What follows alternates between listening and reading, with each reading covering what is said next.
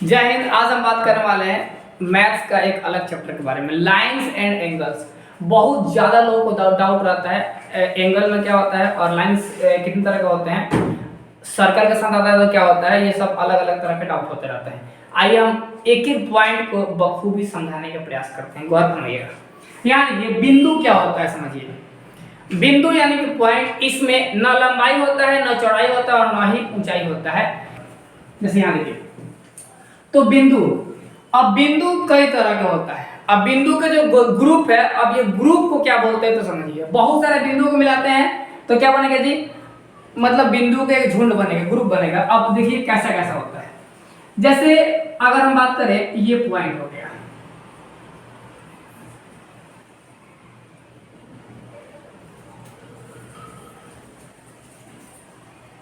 जैसे ये हो गया पॉइंट, तो ये भी क्या है, पॉइंट है, और ये भी क्या है, पॉइंट।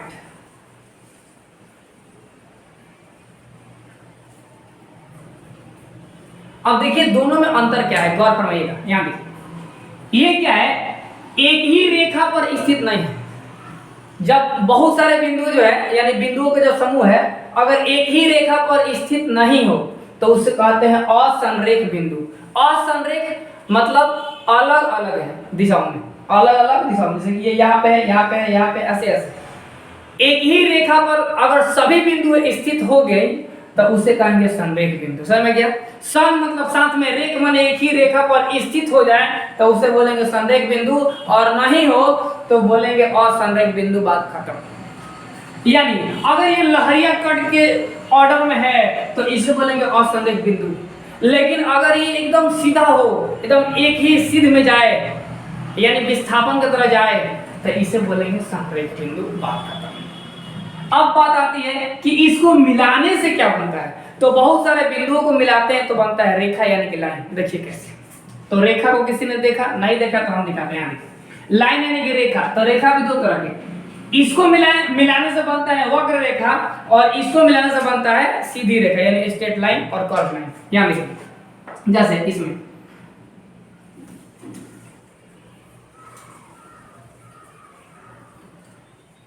अगर हम इसका बात करें तो ये क्या हो गया जी, वक्र रेखा हो गया। यानी कि वक्र मतलब लहरिया कट, टेढ़ा मेढ़ा रेखा को क्या बोलेंगे, वक्र रेखा बोलेंगे।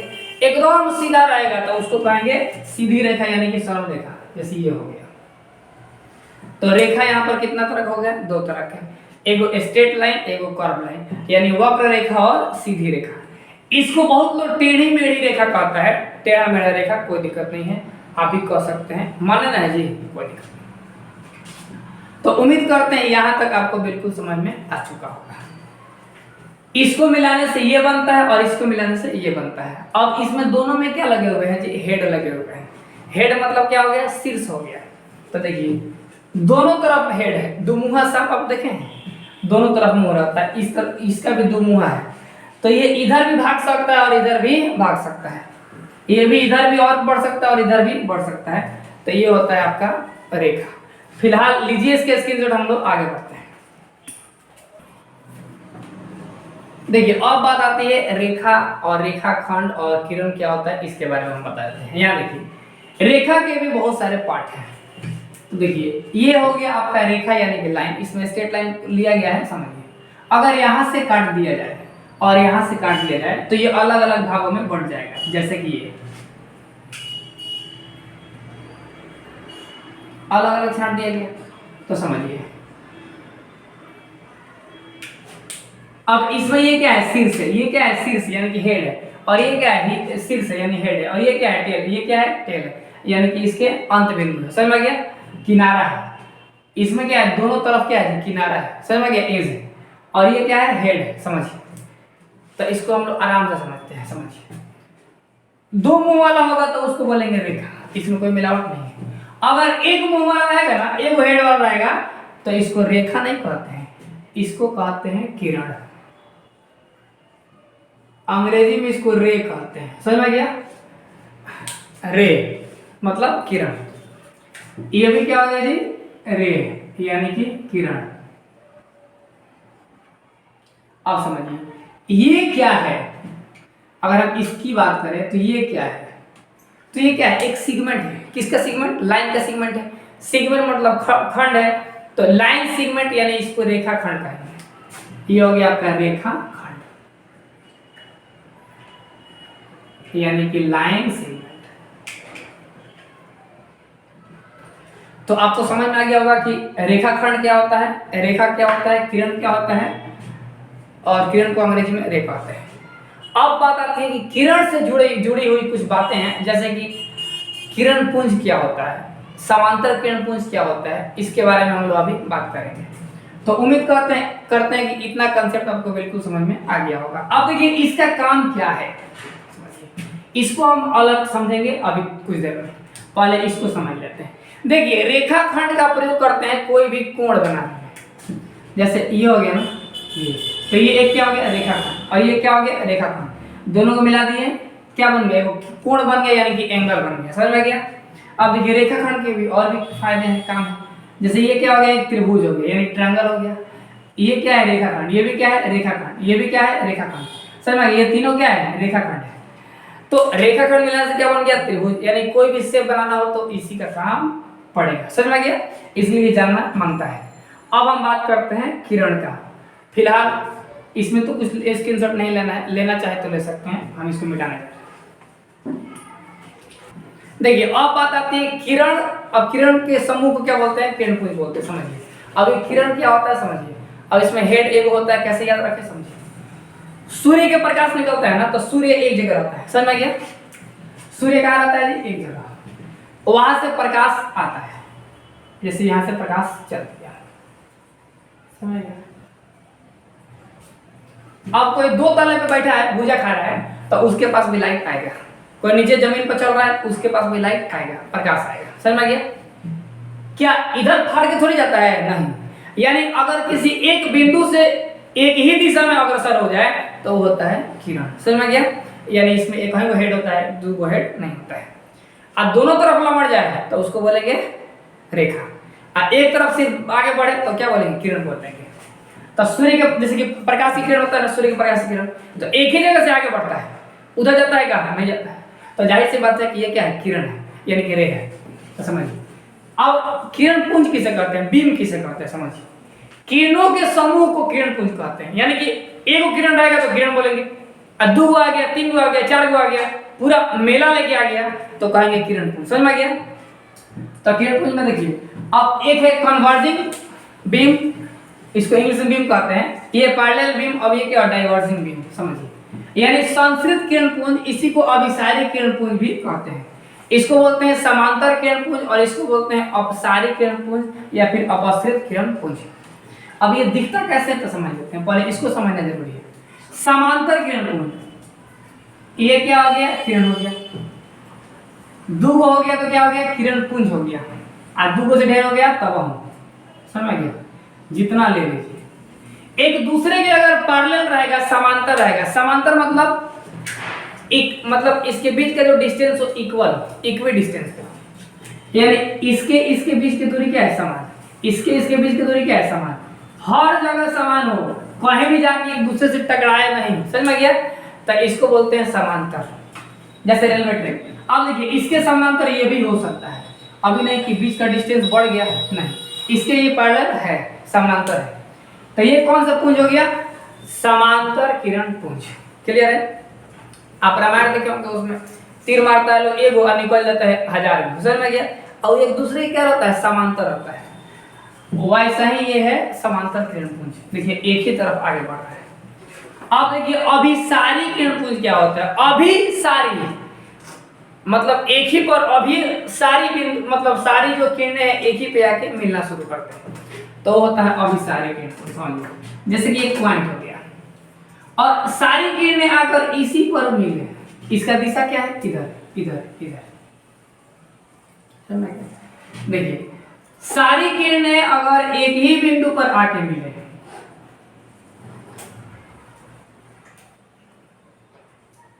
यहां पर एक ही बिंदु पर आकर मिलता है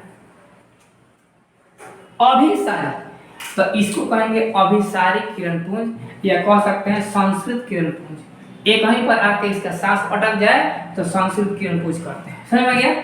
अब देखिए अब ये क्या होता है, इसको अभिसारी काहे कहा जाता है। अब आप लोग पढ़े होंगे उत्तल लेंस को अभिसारी लेंस कहा जाता है, क्यों? समझ में गया? तो समझिए उत्तल लेंस बाबू क्या करता है, जैसे कि उत्तल लेंस हो गया, ठीक है। अब यहाँ पे लाइट आता है ना, तो लाइट को क्या करता है, एक जगह भेजता है, चल जा भाई, इस जगह तुम भी जाओ, यहाँ पे चल जाओ, आगे बहुत बात मिलने वाला है, सब को एक ही जगह भेज देगा, समझ में गया? एक ही जगह भेज देगा, जाओ वहां पे कुछ मिलेगा, सबको यहाँ भेज देगा। तो ये किसका सिंबल है जी? अभिसारी। किसका सिंबल है जी? कन्वर्जिंग है, यानी कि संस्कृत का। और उत्तल लेंस क्या करता है, सारे लाइट को एक जगह भेज देता है, इसीलिए उत्तल लेंस को अभिसारी लेंस भी कहा जाता है। अभिसारी माने सारी किरणें एक ही पर आके मिल जाए तो उसे अभिसारी किरण पुंज कहते हैं, समझ में गया? जैसे कि ये उत्तल। अब देखिए इसको देखते हैं, अपसारी किरण पुंज क्या होता है। अगर एक बिंदु से ये छिटा जाए, पूरा अलग अलग दिशा में फैल जाए, समझ में गया? पूरा बिखर जाए, जैसे देखिए इसका दिशा दिखाना जरूरी है, नहीं तो आप लोग का दिशा खराब हो जाएगा। देखिए यहां से ही छिटा रहा है, फैल रहा है, एकदम छितरा रहा है, तो इसको क्या बोलेंगे? देखिए अगर एक बिंदु से फैलते हुए जाए, पूरा फैल जाए ऐसे, समझ में गया? तो इसको क्या बोलेंगे? इसको बोलेंगे अपसृत किरण पुंज या अपसारी किरण पुंज, समझिए। अब इसमें क्या आ जाएगा बाबू? अवतल लेंस। इसमें जो लाइट आएगा तो क्या करेगा? छीट देगा इसको, और इसे जा बेटा अंदर जाओ, समझ में गया? पूरा छिटा जाएगा अलग अलग दिशा में, पूरा छितरा जाएगा, फैल गया पूरा ऐसे, इसीलिए इसको अपसारी लेंस भी कहते हैं। इस लेंस को कहेंगे अपसारी। इसको हम पूर्ण रूप से देखेंगे लाइट वाले चैप्टर में। लाइट वाले चैप्टर यानी फिजिक्स में हम लोग बात करेंगे इसके बारे में पूर्ण रूप से। अभी खाली बता रहे हैं आपको अपसारी क्या होता है और अपसृत क्या होता है, और उसका नाम ये काहे रखा है, समझ में गया? तो उम्मीद करते हैं ये वाला कंसेप्ट आपको बिल्कुल समझ में आया होगा। चलिए अब हम लोग धीरे धीरे आगे की ओर बढ़ते हैं। फिलहाल लीजिए इसका स्क्रीनशॉट। देखिए कोण जानने के पहले हम कोण के बारे में जान लेते हैं कि कोणवा दिखता कैसे है, समझ में गया? यहाँ देखिए एंगल यानी कि कोण क्या होता है, पहले ये समझ लेते हैं। दो रेखाखंडों के बीच के झुकाव को कोण कहते हैं, समझ में गया?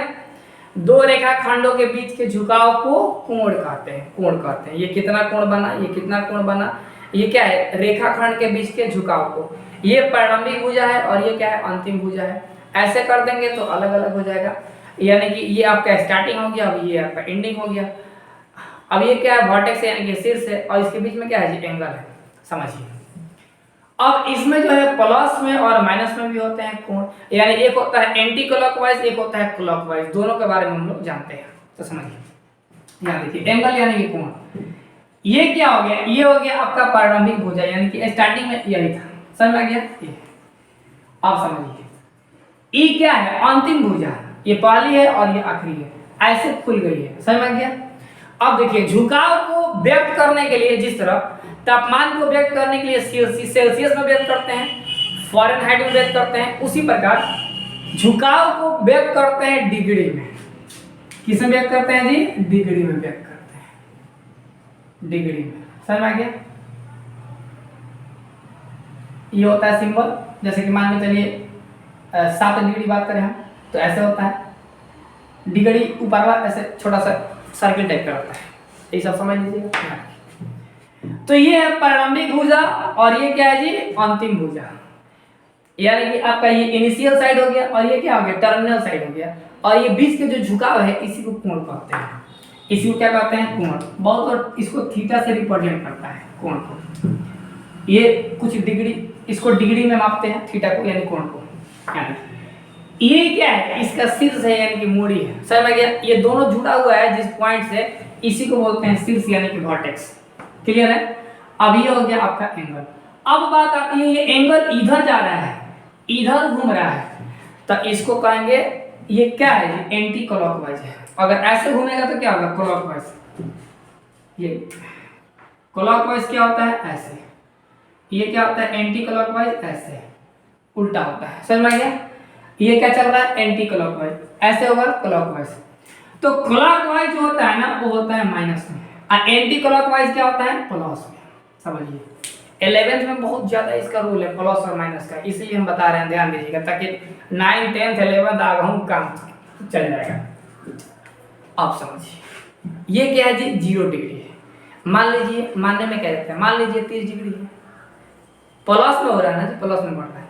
ये कितना हो गया जी, 90 डिग्री, प्लस में बढ़ रहा है, किधर से, इधर से इधर, यानी इधर से इधर प्लस में, एंटी क्लॉकवाइज। घड़ी तो में चलता है तो उसको बोलेंगे क्लॉकवाइज, और घड़ी का उल्टा चलेगा तो प्लस में, और घड़ी के तरफ चलेगा तो माइनस में। 90 डिग्री हो गया। हाई मान लीजिए 120 डिग्री, ये मान लीजिए 180 डिग्री। देखिए ऐसे था, 0 था, 30 40 हो गया, ये कितना हो गया, 90 हो गया। ये फिक्स है, ए है, ये ए है, और ये क्या है, बी है, घूम रहा है। देखिए घूमते घूमते कहाँ तक जा रहा है समझिए, 90 हो गया, ये हो गया 120 और बढ़ गया, इसके बीच का जो झुकाव है ये बढ़ रहा है, ये अब देखिए पूरा गोल हो गया, अर्ध गोल, समझ में गया। ये क्या हो गया, 180 डिग्री। अब देखिए इससे ज़्यादा बढ़ गया, तो ये 180 से बढ़कर, समझ में गया, 180 से बढ़ गया। अब देखो ऐसे बढ़ते बढ़ते बढ़ते बढ़ते आके सट गया, ये ऊपर था और सटते हुए आ गया नीचे, यानी ए था, बी घूमते हुए नीचे आ गया, ए के नीचे आ गया। तो ये टोटल कितना हो गया, 360 डिग्री। हालांकि हम एक एक करके कोण के बारे में बताएंगे, अभी हम सिर्फ कोण का इंट्रोडक्शन दिए थे कि कोण दिखता कैसे है, समझ में गया। उम्मीद करते हैं आपको पूरा पूरा बुझाया होगा। फिलहाल लीजिए इसका स्क्रीनशॉट। देखिए एक एक कोण के बारे में हम आपको समझाते हैं, गौर फरमाइएगा, एकदम प्यार से समझिए, पूरा बुझाएगा। यहाँ देखिए, पहले ये समझ लेते हैं कि जीरो एंगल, यानी कि जीरो मतलब क्या होता है। जीरो मतलब होता है कुछ नहीं, समझ में गया।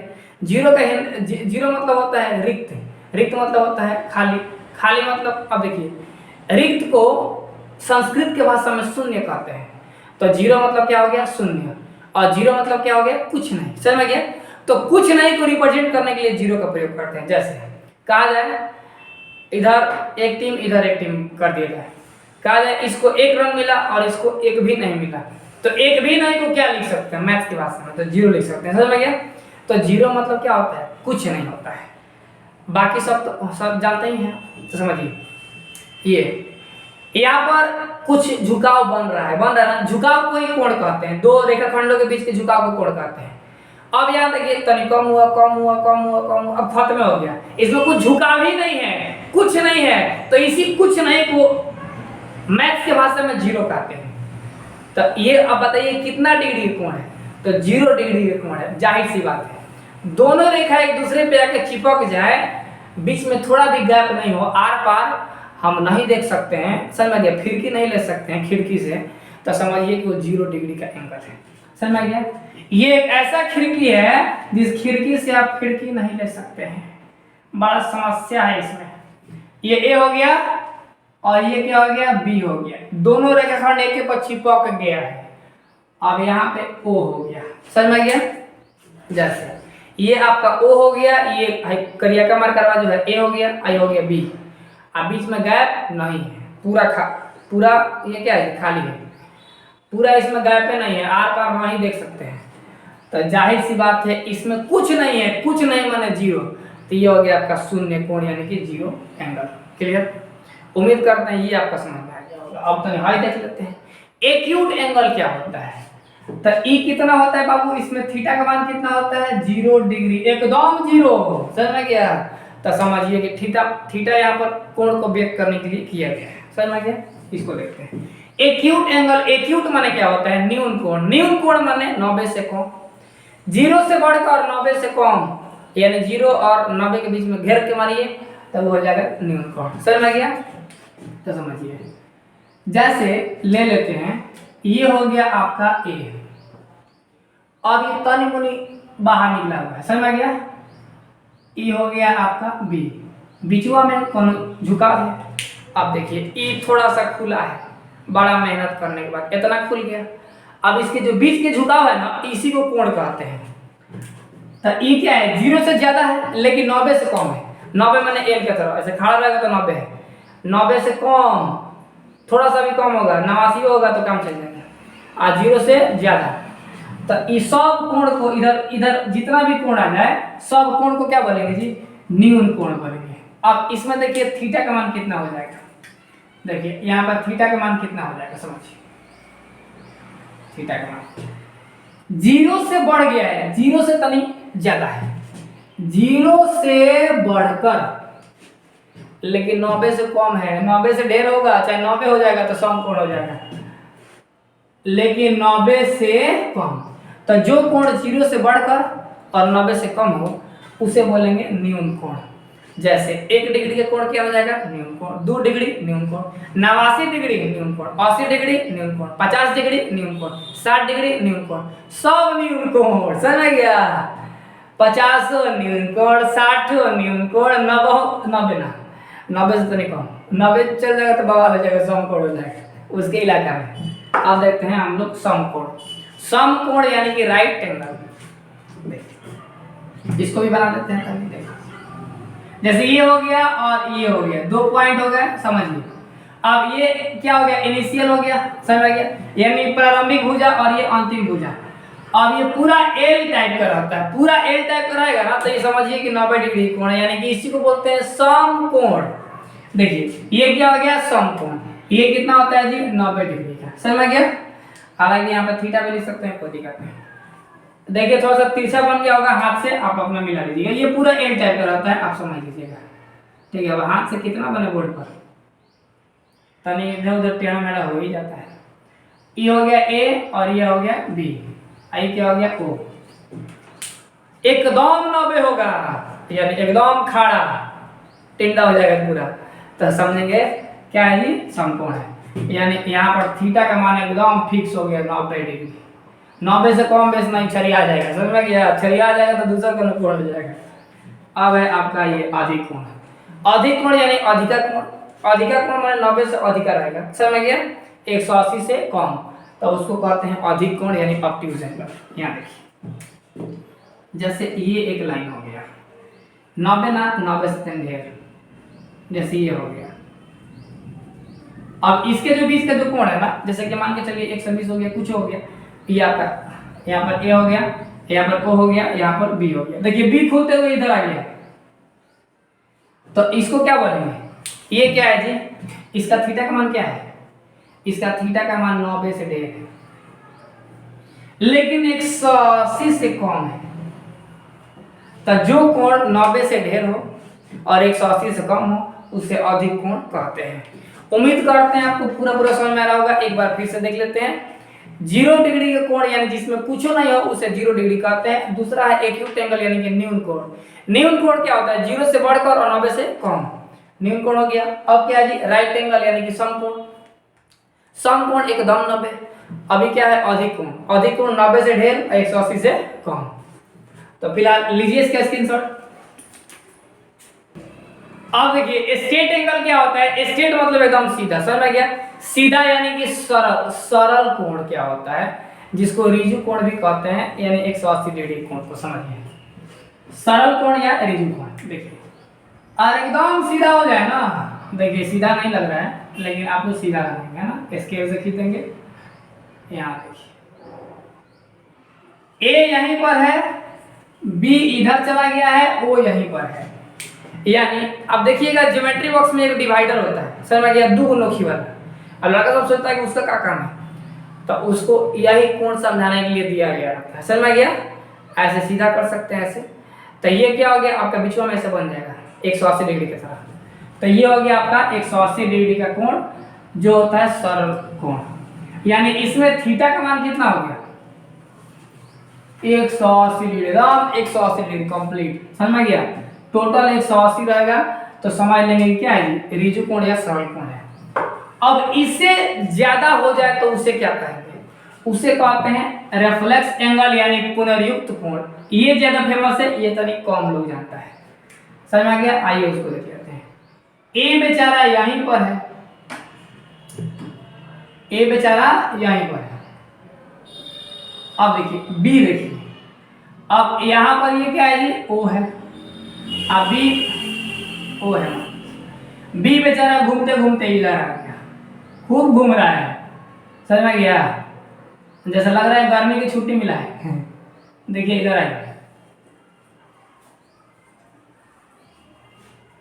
ये इधर बढ़ रहा है, समझिए ये ऐसे था बेचारा, ऐसे ऐसे घूमते घूमते घूमते घूमते देखिए अब नीचे आ चुका है, इधर इधर कहीं आएगा तो वो क्या होता है, पुनर्युक्त कोण या बृहद कोण कहते हैं इसको। ये बाहरिया वाला कोण हुआ, अंदर वाला नहीं, बाहर वाला, क्योंकि ये बेचारा बी कहाँ था, ऊपर था, घूमते हुए कहा गया नीचे, मुंह कुरिए गिर रहा है, देखिए इधर लटक रहा है, तो इसको कहते हैं पुनर्युक्त कोण। इसमें थीटा का मान कितना होगा, यानी कोण का मान कितना होगा, तो समझिए इसमें जो थीटा होगा 180 से बढ़कर, यानी 180 से ज्यादा, और कम किससे होगा, ये क्या है 360, 360 से कम रहेगा, तो ये हो गया आपका पुनर्युक्त कोण। अब आता है पूर्ण कोण यानी कंप्लीट एंगल, पूरा मिल गया तो हो जाएगा कंप्लीट एंगल, समझ में गया, कंप्लीट हो गया। ये इसका है बाबू, अब ये देखते हैं कंप्लीट, जैसे ये है, यहां पर क्या है, ए है, बी घूमते घूमते घूमते घूमते नीचे आके सट गया, बी कहाँ आ गया, नीचे। शुरू शुरू में ए नीचे था, ऊपर बी था, अब बी जो है समझिए, जैसे कि ये है, ये ए है और ये बी है, अब ए जो है घूमते घूमते घूमते घूमते बी के नीचे आ गया, समझ में गया। तो देखिए, तो ये नीचे आ गया, अब यहाँ देखिए, अब यहाँ बीच में पूरा इतना तनाव पड़ रहा है, अब यहाँ ये क्या है जी, ओ है, ये पूरा इतना बड़ा कोण बना दिया, और भीतरिया वाला कोण है, बाहरिया वाला कोण है, बाहर से ऐसे घूम रहा है, तो ये टोटल क्या हो रहा है, कंप्लीट कर दे रहा है, इसलिए इसका नाम है कंप्लीट एंगल, यानी 360 डिग्री का कोण। तो इसमें थीटा का मान कितना हो जाएगा, 360 डिग्री। उम्मीद करते हैं कि बेसिक कॉन्सेप्ट ऑफ एंगल आपको बिल्कुल समझ में आया होगा। मेनली जो एंगल होते हैं इतना ही होते हैं, हालांकि और भी एंगल होते हैं, जैसे शीर्षाभिमुख कोण, एकांतर कोण, बला बला बला, इसके बारे में भी हम लोग जानेंगे। फिलहाल लीजिए इसका स्क्रीनशॉट। देखिए अब बात आती है अलग अलग एंगलों के बारे में। आपको पूरा फिजिक्स उठा लीजिए, पूरा मैथ्स उठा लीजिए, आपका एक भी टॉपिक छूटने वाला नहीं है। अगर ये पूरा लेक्चर वीडियो आप शुरू से अंत तक देखते हैं तो आपका पूरा डाउट खत्म होने वाला है, इंग्लिश और हिंदी दोनों मीडियम में, चाहे वो सीबीएसई वाले हो या बिहार बोर्ड वाले हो या यूपी वाले हो या बंगाल वाले हो, सारे लोग के लिए धमाकेदार कॉन्सेप्ट के साथ हम आए हैं इस वीडियो में, गौर करिएगा। यानी कॉम्प्लीमेंट्री एंगल क्या होता है, यानी पूरा कोण। सप्लीमेंट्री एंगल मतलब समपूरक कोण। अब कॉम्प्लीमेंट्री और सप्लीमेंट्री में एक और कॉन्सेप्ट समझाते हैं आपको, समझिए। परीक्षा होता है ना, तो देखिएगा किसी किसी का कोई विषय में क्रॉस व्रॉस लग गया तो लोग कहते हैं कंपार्टमेंटल का एग्जाम देने जा रहे हैं, और कौन कहता है कॉम्प्लीमेंट्री का, तो नहीं, सप्लीमेंट्री का एग्जाम है उसका, समझ गया। अब इसमें बहुत लोग अंतर नहीं समझ पाता है, समझिए। अगर एक विषय में उसका वाट लग गया है तो कॉम्प्लीमेंट्री होगा, और दो विषय में होगा तो क्या होगा, सप्लीमेंट्री होगा, समझ में, वाट लग गया मतलब समझ लेना। हाँ, समझिए कि उसका दांत टूट गया है, उसी में हालत खराब है। कॉम्प्लीमेंट्री किस पर कार्य करता है, तो ये कार्य करता है 90 डिग्री पर, और सप्लीमेंट्री काम करता है 180 डिग्री पर। मेन मुद्दा वही है, एक विषय में फेल हो गए तो ये है, और दो विषय में फेल हो गए तो ये है, समझ गया। कॉम्प्लीमेंट्री एंगल यानी कि पूरा कोण कितने होते हैं जी, 90 डिग्री।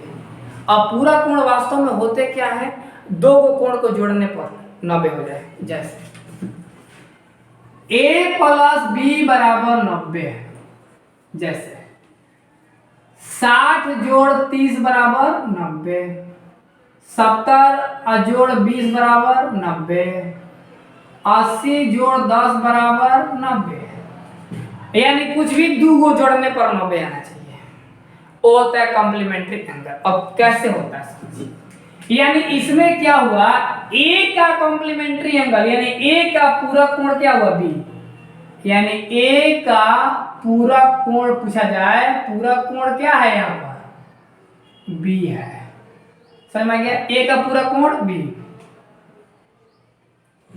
तो बताइए इसमें बी का पूरा क्या होगा, ए है, इसी में क्या हो जाएगा, बी का पूरक, बी का पूरक क्या होगा, ए हो जाएगा, समझ में आ गया।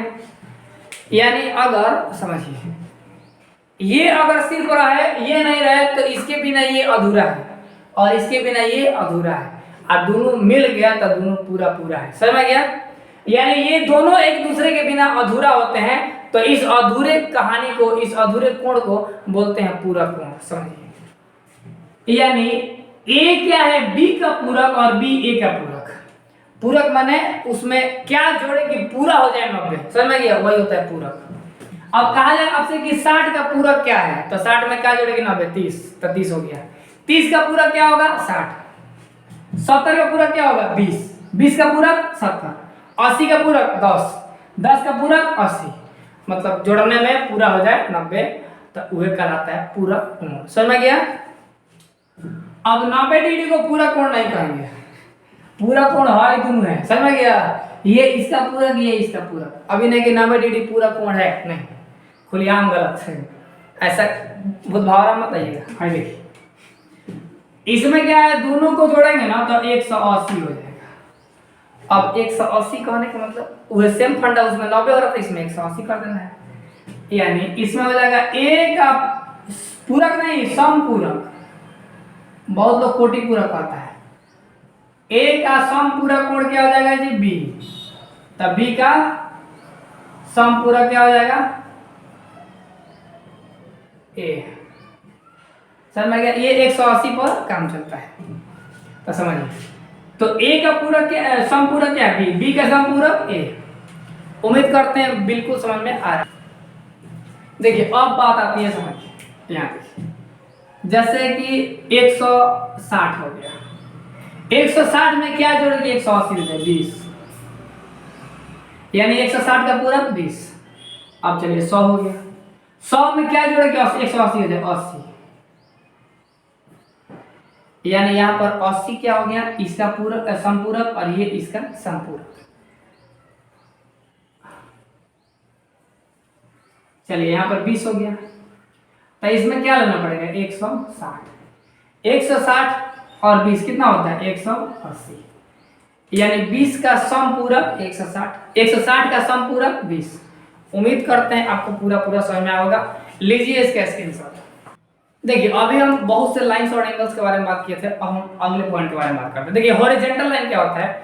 हॉरिजॉन्टल मतलब क्षैतिज, बहुत लोगों नहीं कहते हैं पट और खाड़ा।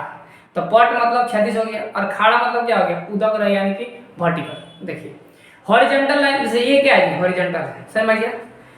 ये क्या है? वर्टिकल। ये क्या हो गया? वर्टिकल। ये क्या हो गया? हॉरिजॉन्टल। यानी ये क्या हो गया? क्षैतिज, और ये क्या हो गया? ऊर्ध्वाधर या उदग्र भी कह सकते हैं। तो जो खाड़ा रहेगा, पोल की तरह रहेगा, उसे उदग्र कहते हैं, वर्टिकल कहते हैं। समझ में गया? और इसको क्या बोलते हैं? हॉरिजॉन्टल यानी कि क्षैतिज। समझिए हॉरिजॉन्टल लाइन कैसा होगा? तो ये क्या हो गया आपका? Horizontal line. अब हम बात करते हैं उदग्र का यानी कि वर्टिकल। तो ये कैसा होता है तो समझिए, या इसको यहाँ पे हम दर्शा रहे हैं, इधर ये रहता है ऐसे। समझ गया? तो समझिए ये क्या हो गया? क्षैतिज, और ये क्या हो गया? ऊर्ध्वाधर यानी कि उदग्र रेखा। क्लियर हो गया? खाड़ा पट समझिए में रखिएगा। अब है समांतर रेखा। तो समांतर रेखा किसी भी दिशा में हो सकता है, जरूरी नहीं है कि ऐसा ही रहेगा, ऐसा ही रहेगा। 11 के जैसा रहेगा तो वो समांतर रेखा है। तो समांतर, जैसे ये क्या हो गया? समांतर रेखा यानी कि पैरेलल लाइन। ये क्या हो गया? समांतर रेखा यानी कि पैरेलल लाइन। 11 की तरफ 20 का डिफरेंस समान होना चाहिए, समान अंतर पर आना चाहिए दोनों रेखा, तो उसे बोलते हैं समांतर यानी कि पैरेलल। ये क्या हो गया? समांतर रेखा। ये क्या हो गया? समांतर रेखा। एकदम हूबहू 11 की तरह रहेगा, बीच का डिफरेंस समान रहेगा। वो अभी नहीं कि रट लीजिए कि समांतर है और ये समांतर है, हाई दूम का है, मतलब कहीं और से आता है, इसी ग्रुप का है। समझ में गया? अब ये संपाती रेखाएं क्या होती है तो समझिए। समांतर रेखा इसलिए बता दी, और संपाती क्या है? ये सब 10th में एगो चैप्टर है, चैप्टर 3, उसमें आपको पढ़ना पड़ता है कि जब a1/a2 is not equal to b1/b2। हालांकि उसका वीडियो हम डाल दिए थे, समझ में गया? वहां से आप लोग जाकर देख सकते हैं, जो 10th वाले विद्यार्थी होंगे। तो यहाँ देखिए, अब ये संपाती क्या होता है? अगर एक रेखा दूसरे रेखा, ये क्या है? समानांतर यानी पैरेलल हो गया। ये क्या हो गया? पैरेलल। ये क्या हो गया? पैरेलल। ये क्या हो गया? पैरेलल। ये क्या हो गया? पैरेलल, यानी समानांतर हो गया। अब समपाती क्या होता है? यानी कोइंसिडेंट। को मतलब जुड़वा होता है दोनों, एक ही पर इंसिडेंट हो, मतलब आश्रित हो, डिपेंडेंट हो, एक एक दूसरे के ऊपर चढ़ा हो, समझ में गया, तो इसको बोलते हैं संपाती रेखा, यानी एक ही अनुपात में दोनों हो, यानी दोनों आकर एक ही पर चिपक गया मिसशिप को, समझ में गया, तो इसको बोलते हैं संपाती रेखा। जैसे ये पहली रेखा हो गई, दूसरी रेखा भी इसी पर आकर चढ़ गई, समझ में गया।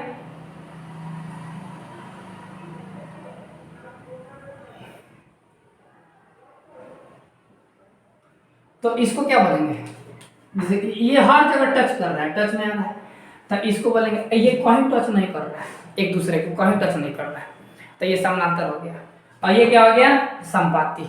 अब एक होता है प्रतिच्छेदी रेखाएं यानी इंटरसेक्टिंग लाइन, जैसे कि एक ये हो गया और एक ये हो गया, मतलब रास्ता काटने वाले, समझ में गया, बिल्ली रास्ता काटती है, उसी तरह समझिए।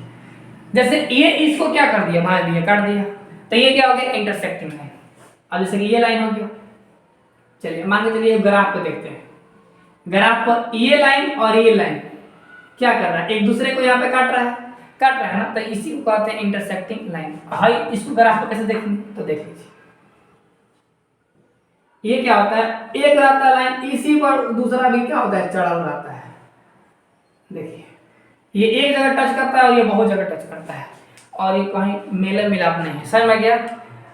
यहाँ पे इसका सेटिंग हो रहा है, सेट हो गया, यहाँ पर भेंट, यहाँ पर ब्रेक काम करता है, समझ में गया, एक भाषा में समझिए।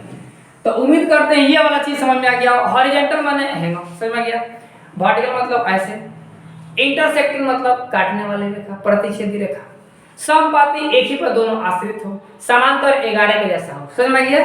तो ये कुल मिलाकर आपका इतना कॉन्सेप्ट होगा। फिलहाल लीजिए इसके स्क्रीन, यहीं तक अपने क्लास करते हैं। वीडियो बहुत ज़्यादा लंबा हो जाएगा तो दिक्कत हो जाएगा, तो इसको पार्ट बाय पार्ट करके डाल देंगे। अगले पार्ट जो है पार्ट 2, उसमें हम लोग पूरे फिजिक्स और पूरे मैथ्स का रिलेशनशिप, फ्रेंडशिप कराने जा रहे हैं, गौर फरमाइएगा। यहीं तक अपने क्लास करते हैं, बाय देंगे अगले वीडियो में। धन्यवाद।